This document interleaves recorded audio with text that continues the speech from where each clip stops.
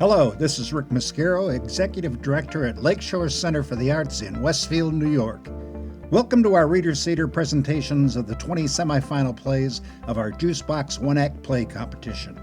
Over the past 10 months, the competition has narrowed from approximately 200 entries to the following 20 semifinalist plays, including 10 comedies and 10 dramas.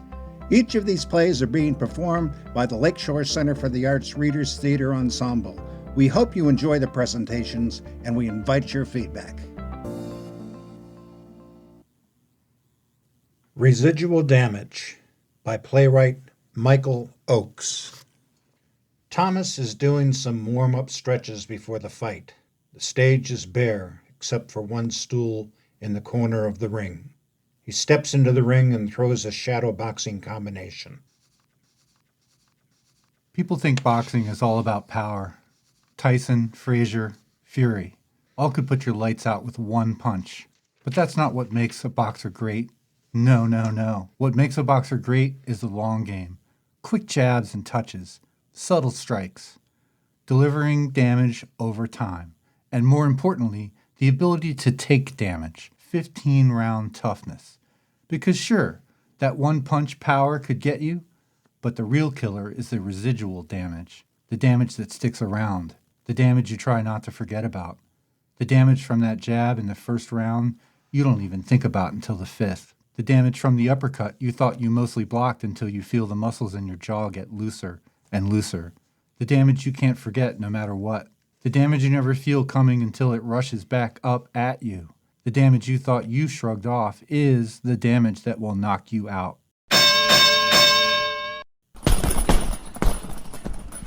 The first round is always the easiest, before you get punched. I saw her for the first time in an acting class, the feel-out session. She's cute enough that I'm nervous to talk to her. Throw a few jabs. Try to get her number. Duck some shots. She gives it to me, and hope for the best. And hope for the best. And hope for the best. And then the best comes, eventually, but not without a few haymakers. Don't panic. Relax. Breathe. You've been here before. Everybody remembers their first fight. The fear. The panic. I went in and punched sloppy, and I got hit. I panicked. I got knocked down. That's how it goes. 1, 2. I took a breath. I was calm. I was still. 3. No panic. My blood rushes just the same. Everything slowed down and seemed easier.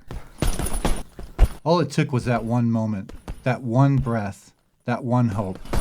I got this. I'm confident. I can win this. I will win this. I remember the first time I looked at your brown eyes. Not love at first sight, but jittery. The good kind of fear. I remember the first time you looked into my eyes and guessed that they were blue. And you were wrong, but we laughed. A lovely kind of panic. You asked me to hang out? I panicked. You touched my hand? I panicked. We kissed? I was calm. I was still. No panic. We kissed again. I skipped work because we hung out until 5 a.m. You skipped class to hang out with me in my apartment. I tried to kiss you in my car, but my seatbelt got stuck. You tried to kiss me the night we watched movies and the DVD extras because neither of us wanted you to leave. We drove to Canada. I saw you while on the bridge. You make me feel like a wild child. And you danced to it in that dorky way you always did. I said I love you after a week, and you said you wish I had said it sooner. You moved in after 6 months, and you held me that first night. I was calm. I was still. No panic. I had this. I was confident. I had the one. We joke about canoe cuddling. and the amount of oatmeal you spilled every morning. We'd grocery shop, and I'd joke about the bread you'd buy. And you'd tell me not to buy a whole carrot cake and eat it in one sitting. And you were right. We walked around town and you held my hand. And I hate holding hands, but with you, it was different. Everything was. I asked if I became a boxer, would you take care of me? And you said you'd kiss my cuts until the pain went away. And I said, that's not how that works, darling. You just looked into my blue eyes and we laughed some more. I wanted that kind of care forever. I bought you a ring because you liked it. I found another kind of ring to buy you. Overconfidence in boxing is a sin. Overconfidence in love is supposed to be a good sign. You were my favorite person. And maybe deep down you still are. But I don't know if it's you or the memories I'm in love with. We started drifting. I never came to bed because I was anxious at 3 a.m. And I was anxious at 3 a.m. because I never came to bed. You felt lonely. I didn't want to run you away. I felt lonely. I spent New Year's alone because you were stressed and wanted to drink with all your friends. You'd only say I love you if I said it first, but you'd still say it. You'd still hold my hand, you'd still hold me, and kiss my cuts and make them feel better. All while your stuff started slowly drifting to one closet and I never noticed. You gave me some of my shirts back when I asked why. You said, you'll just want them. You were planning, you had it planned for months. The day before I stayed out in the cold, waiting for someone to get the keys, you locked in your van out, and you said you loved me out of obligation, and I knew it. Something was coming. You picked your spot, and you threw your hook, and said that it was over. You called my friends to hang out with me because you didn't want me to be alone, but still left. You texted me that you're sorry and that you still love me. I said I love you after a week, and you said you wish I had said it sooner. I sang for you. You danced in that dorky way you do. I miss your brown eyes. I wish you'd miss my blue ones.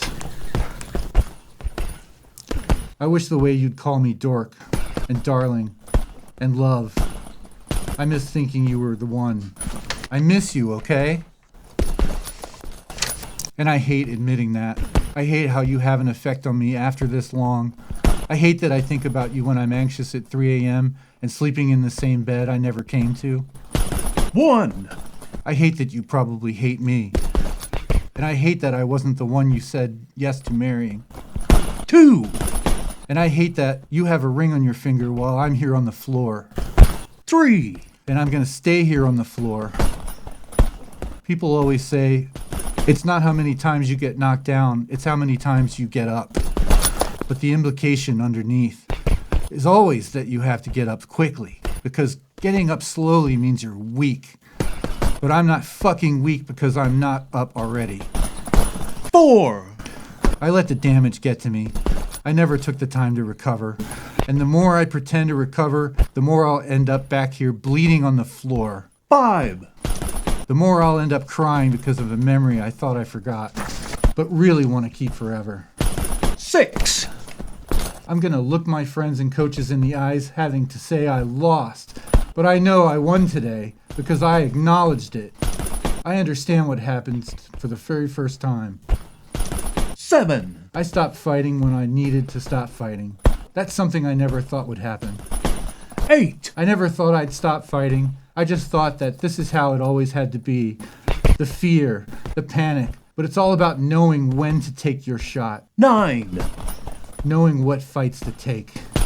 10. And knowing when you have to deal with the residual damage.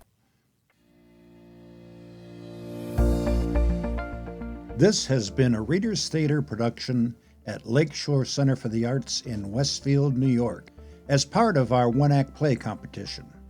Visit our site at lakeshorecenterforthearts.com for additional information.